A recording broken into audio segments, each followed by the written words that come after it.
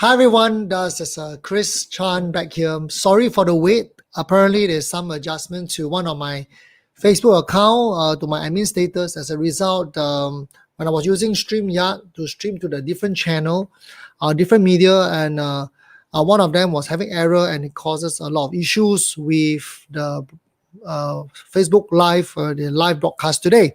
So thank you for your patience. Welcome back. I guarantee you, if you were to stay focused on today's episode, especially if you are an employee, my topic today is about strategies on how you can increase your income as an intrapreneur. All right. So first of all, as an employee, the truth is, unlike a self-employed, where your income can be an immediate direct result of your hard work, right? Or as an entrepreneur, where the sky is the limit when you build a business that's highly profitable or highly valuable, right? As an employee, your income increase has everything to do with your job scope, the company you're in, the business model, your relationship with your immediate superior as well as his superior, your visibility, whether people know how good you are, the kind of accomplishment you have done, etc. There are many factors.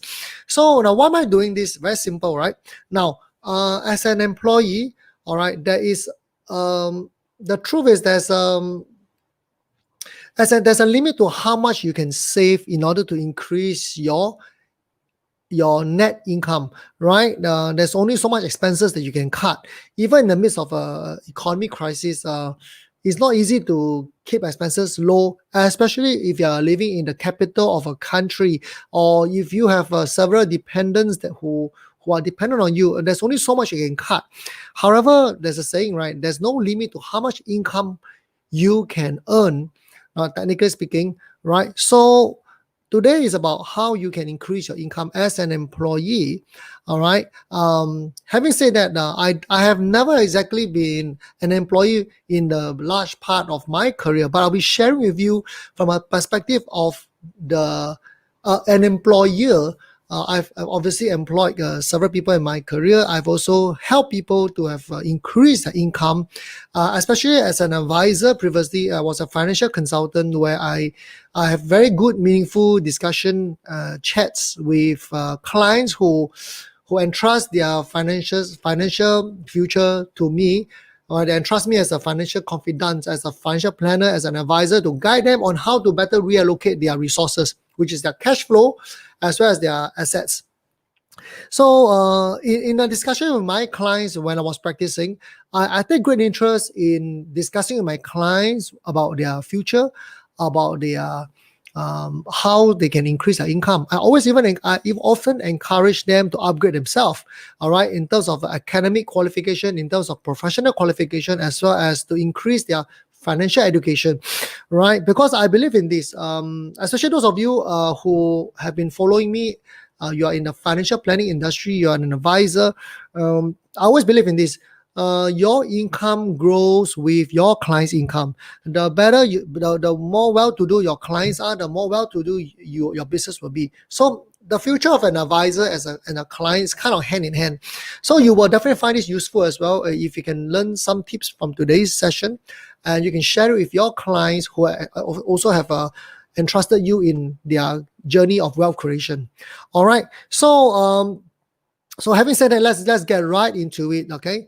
So first of all, right, the truth is this.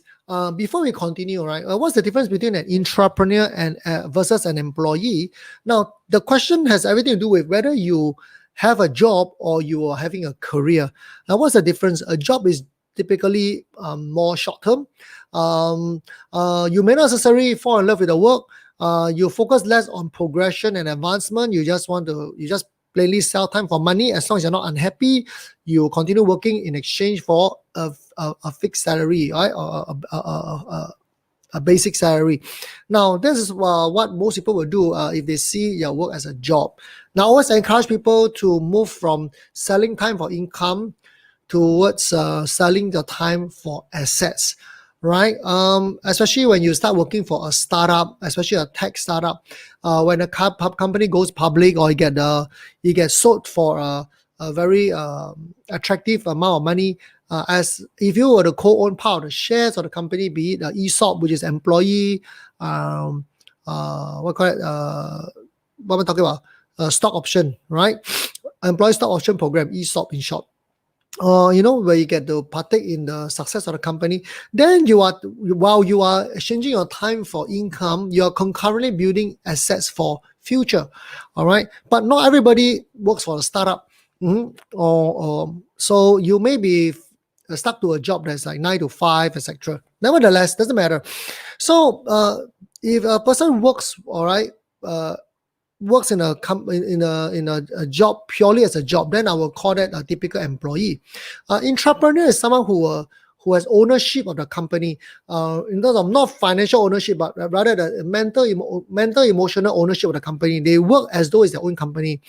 They are able to think of things and see things from the perspective of the business owner, the management team, rather than an employee who always asks for more. Now, these are people that are highly treasured by employers, by business owners, and I always encourage people to take the path of an intrapreneur rather than an employee, and you see yourself as a CEO of your career rather than just someone working for others for an income. I think that's very important mindset. See yourself as a CEO of your career. All right. So, and in a career, you focus on creating value, creating your track record, so that your value is visible to people. And when enough people see your knows your value, you will not have to worry about your job security. Job security does not come from how well you are paid or how stable your company is.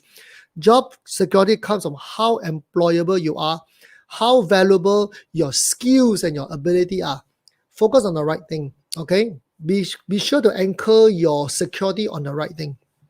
So coming back, so a few pointers that I'd like to share with you. So assuming that you're in the right career path, okay? So now, you are working hard, etc. So now, how do you make sure that you are able to increase your income? Now, first thing first, as I said before, right, you should see your career as your report card. Your accomplishment, your track record is a report card, right? A lot of people just simply work instead of creating accomplishment, instead of creating track record. So I would like to urge everyone, especially if an employee out there, all right, focus on keeping track of your track record. Focus on completing projects and creating results, right? Because these are the things that will look good on your report card, which is actually your resume, right? So you see, employers like to hire people who can create results. All right, these days, right, you ask a company to hire you just to train you. Sorry, if all else is equal, I'll hire someone who can get the job done, right? Who doesn't require me to train the person from scratch, right? Show your ability. You have to be able to present your ability to create results. That's the key. People are paying for your ability, not paying for just your qualification. All right. So another thing is that keep track of your accomplishment. So the next thing is this: be willing to learn as you earn. In fact, the more you learn, the better you earn. Right? When you choose to take on a project or a challenge, right? Do not just do it for money. Sometimes you get paid well for taking on a job. Sometimes you get to develop new ability. You get exposure. You get experience. You develop new expertise when you take on new challenge and a new job scope. There's sometimes outside your defined roles and responsibility. Now the thing is, sometimes you get paid by it in terms of money. Sometimes you get paid by it in terms of expertise and experience. Guess what? Either way, you learn and eventually you will earn. Right? Simple as that. So remember, apart from keeping track of your track record, make sure that you get to increase your ability by learning from people. All right. So one more additional point I want to share with you is this. A lot of times people get so buried in their job that they forgot to continually upgrade themselves. right? While you can learn on the job, sometimes it makes sense for you to expose yourself to capabilities, to skills that are outside your job scope. So, for example, real case scenario, imagine one of my employees in the company. This person is not IT savvy. But she is responsible enough to get her basic responsibility done. But her IT literacy is extremely low. So while her ability, while her contribution is enough for me to keep her, it doesn't. Her lack of IT ability, her lack of resources doesn't allow me to groom her, doesn't allow me to promote her, doesn't allow me to get her to her next stage. All right. So will company teach staff about IT literacy, about how to be resourceful online, to do research about online marketing, about how to do graphic design using things like say Canva, or expose yourself to all the online tools available, or how to use Google Drive, for goodness sake. So um, if the typical employee who are passive will wait for the company to kind of send them or sponsor them to courses out there, if the company doesn't provide, a typical employee will just wait there and do nothing about their new capability. Whereas someone who sees themselves as a CEO of their career, they will choose to use their personal time to upgrade themselves, to teach themselves skills outside their scope of responsibility. I give an example of someone that I work closely with. I have tremendous respect. This person has doesn't have any technology background per se. This person is trained in engineering, all right, in petroleum.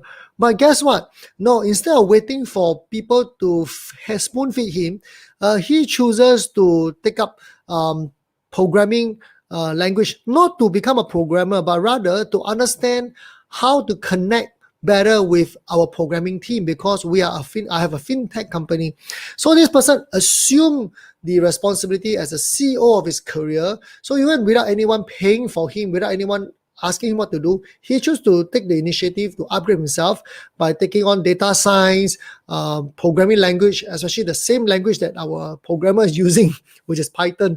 And not only that, he would also sponsor his own postgraduate on study more about fintech, data science, etc. So learn about AI, machine learning, etc. So these are remarkable employees, that if I don't treasure him or her well, they can easily find a better job out there, and people who will treat them well. Right? So you never have to worry about your employability or your future when you're a person of value. All right. So teach yourself, upgrade yourself, rather than spending time on just playing games, or just watching new Netflix. Use your time wisely, right? So another example, right? So another idea strategy will be about knowing where you are in the society based on your job scope. Now, assuming if you're an engineer, or you're say a senior accountant, so how do you know what's your market worth? I think one easy way, you go to places like LinkedIn, you go to some job portal, Glassdoor, Indeed, Warp, etc. There are many job portals out there where you can look at what's the market rate like for your skills, and what kind of salary, say MNC is paying, or a funded startup is paying, or a young startup is paying. So you roughly know where your market rates are. And from time to time, there's nothing wrong if you are unhappy with your income. There's really nothing wrong, all right, to approach your immediate superior in a tactful manner to discuss your career advancement as well as your increment. Really nothing wrong, all right? Why should you be afraid of talking about your future with your superior? If your superior is not somebody that you can discuss your future with, then my friend, you have no future in that company, or you are better off having a better future somewhere else. All right, your immediate superior should be someone that you feel comfortable talking to. Now, again, I'm asking you to discuss. I'm not asking you to demand. All right. So how do you discuss with your superior? Now, the first thing first, what you can do is you can take somebody's salary, say, look, I'm underpaid, pay me more. Sorry, that's not how it works. All right. I'm happy to see things also from an employer perspective. Yeah. So I always welcome my team member to discuss with me. Of course, being a small startup and a SME owner, I'm a bit more liberal and encourage entrepreneurship. I encourage intrapreneurship, which is why I'm very open to discuss the change of job scope. I want to talk about it. I want to know the happiness index of my team member. I want them to be able to stretch their capability. I want them to explore uncharted boundary where they can contribute more and they can earn more. I want my people to earn more money. Yeah, you can call me weird, but I align my interest with them. All right, I put myself in their shoe. All right, and I care for them. Right. So, quick question. So, how do you discuss your increment with the company? So, rather than demanding for income, okay, what I encourage you to do is to ask the company, look, all right, this is the market rate. All right, now I do not want to demand for it, but I will love to work towards it. What must I do? How can I contribute? What must I do to be able to earn this income? Right? I'd like to discuss with you and see which are the way that I can contribute more, or perhaps take on more challenge, or perhaps, guide me, right? Talk to your immediate superior, guide me on how I can contribute more so that I can earn a better living. It's not a bad idea. All right. Discuss your career advancement, discuss your increment with your superior. Okay. So that's something that I encourage you to do. Right. What other ideas you have? I would love to hear more ideas from the market. Now, one more thing. What if you are likely to be successful to get the income you want in your current place?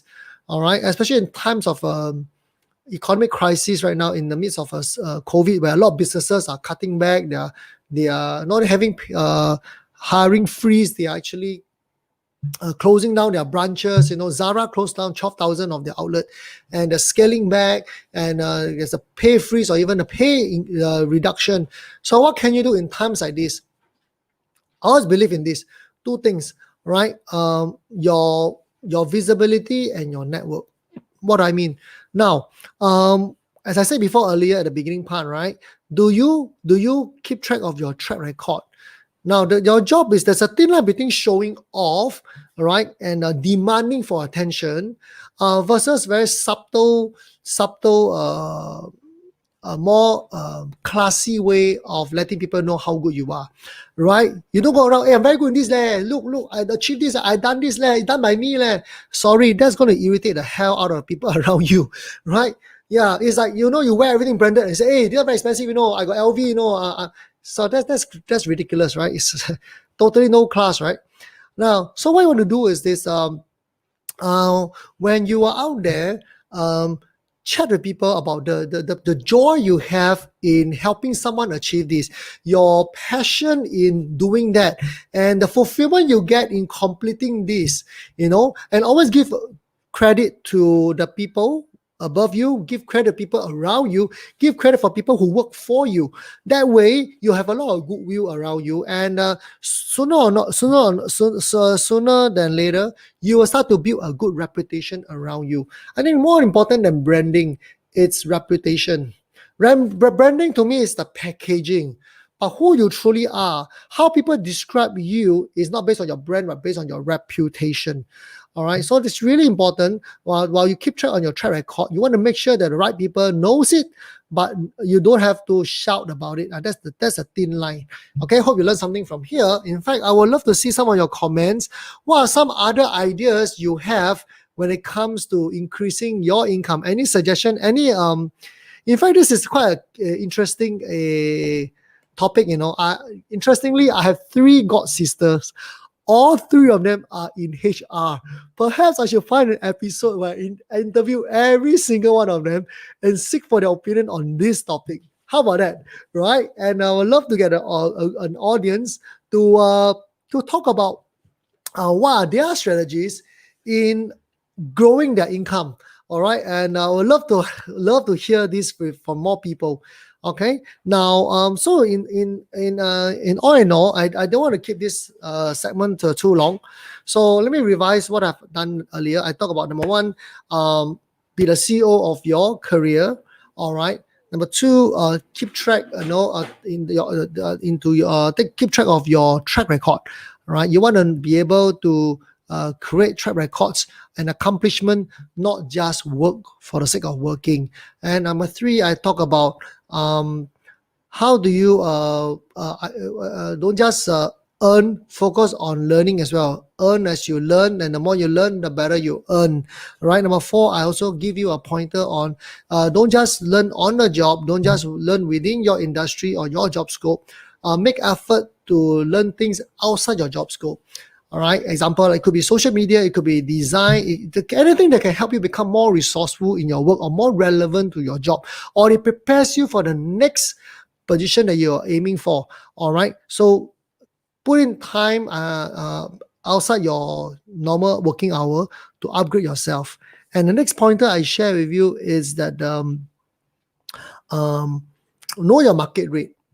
By frequently going to the different the job portal, etc., it gives you a perspective of how much you are worth. All right. If you're of a certain level, I don't think it's a bad idea to engage with headhunters who knows your market worth, who knows how to market you. So you want to have offers knocking to your doors rather than you going to people for a job. All right. When you are out there looking for a job, you're already at a disadvantage because you come to me, not me coming to you. When people come to you, you have a better, you're in a better position to negotiate. You're in a better position to request for a better package. Okay. So finally, I want to say something is this. When you go negotiate with your or discuss your career with your advancement and your increment with your boss, remember you're there to discuss, not there to demand. All right. Focus on what are the additional value you can create, what kind of contribution you can give, rather than just asking for a plain increment. You don't go get you go and get a master's, for example, in finance, and you go to your boss, now you got a master's, you're gonna pay me more salary. Sorry, in this world it doesn't work that way. People don't pay you based on your qualification, maybe unless you're in a certain corporation that's bureaucratic, or you go to work for a government sector, perhaps they pay you based on your qualification. But in the real business world, as a businessman, let me tell you first, I pay based on result. I don't pay based on time. I don't pay based on qualification. Your qualification will give you a head start in terms of your starting income, but your outcome is not determined by your qualification. It's determined by your track record, the results you create. All right. So I hope that you learned something from me today, which can help you to increase your income, my friend. As I said, there's a limit to how much. There's a limit to how much you can scream and save in terms of your expenses, especially if you're living in a very developed cities.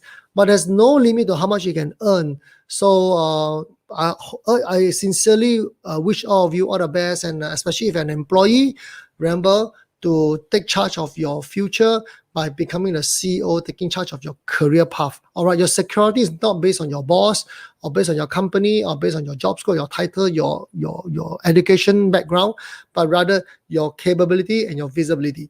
When you have good visibility, people know about your ability.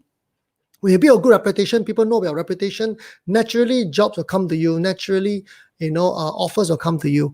All right. So, my friend, I sincerely wish you all the best, and I would love to see some of your comments below. If there's anything that you'd like to add on to this segment, let me know. I'll be happy to do it. In fact, just curious, would you, okay, please key in the comments below. Would you like me to interview 3 different HR experts, all right, to give their comments on how, from a perspective of a HR, all right, how to strategically increase your income? What are the practical ways to climb up the corporate ladder? Because to be in all fairness, I've never been in a corporate world. All right, I'll make a horrible employee, but I guess I make a decent partner because I believe in win-win. I believe in creating value. All right, if any one of you love to have any kind of topic that's based on increasing your income, do let me know. All right, in the next episode, for those of you who are tuning in, all right, I will be focusing on strategies on how you can have a very comfortable life, a good quality of life without without spending much, and how you can actually save more money, while having a good quality of life. All right, what are some of the decision making processes? What are the strategies you can use, right, to be able to be generous to yourself and generous with others, while keeping your expenses frugal. All right, with that, I look forward to see you in my next episode next Tuesday, 8:30. And don't forget to like and subscribe and share with more of your friends. All right, so look forward to see you, everybody. Have a wonderful day ahead. Bye bye.